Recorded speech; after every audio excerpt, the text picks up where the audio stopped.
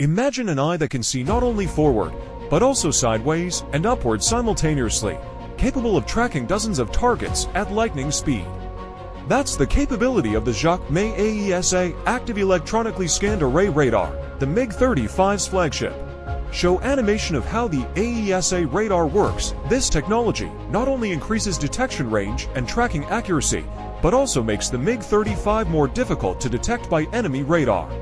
In other words, it can see without being too visible. S in the modern sky. In the late 1960s, the U.S. Air Force realized it needed a pure air superiority fighter that Soviet aircraft could not match. Existing aircraft, such as the F for Phantom, were versatile.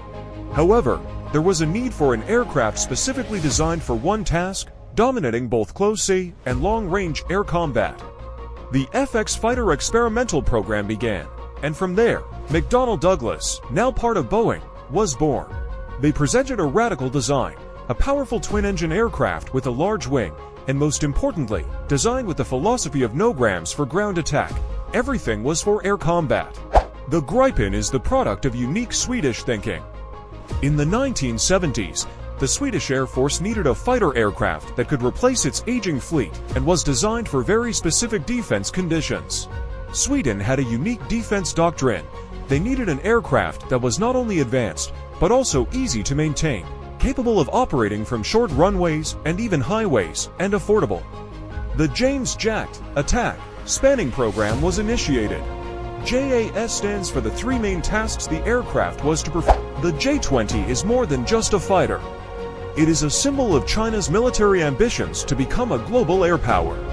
The J-20 development program began in the 1990s and remains one of the world's most secretive and closely watched military projects.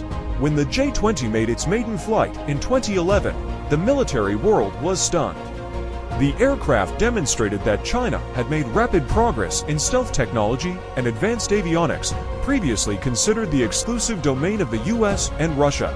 The Su-57 isn't just a new fighter.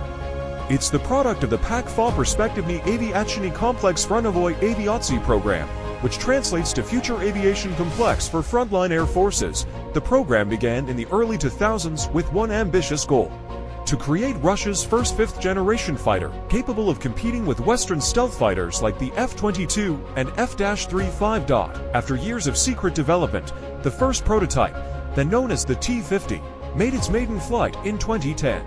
This was a landmark moment for the Russian. Multi-role aircraft can perform a variety of missions, but must return to the ground to change configurations. The Rafale is omnirole, meaning it can perform multiple missions in a single sortie. It can fly simultaneously carrying air-to-air missiles, smart bombs, and reconnaissance pods, switching functions mid-flight. Aerodynamic design. The Rafale has a delta canard design, which gives it exceptional agility. The large delta wings provide lift and efficiency, while the forward-moving canards provide extreme maneuverability. This allows the Rafale to fly with great stability while remaining agile in close-range dogfights. Super maneuverability. The Su-35 is powered by two Saturn AL-1 F1S engines equipped with 3D thrust vectoring control (TVC). This means the engine nozzles can move in any direction. This gives it the ability to perform maneuvers that other aircraft, such as the Pugachev's Cobra and Kulbit, cannot, where the aircraft can perform vertical turns or flips in mid-air. This gives it a significant advantage in close-range combat. Advanced avionics.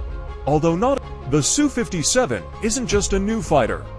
It's the product of the PAC-4 Perspektivny Aviacyjny Kompleks Frontowy Aviacji program, which translates to Future Aviation Complex for Frontline Air Forces. The program began in the early 2000s with one ambitious goal: to create Russia's first fifth-generation fighter, capable of competing with Western stealth fighters like the F-22 and F-35.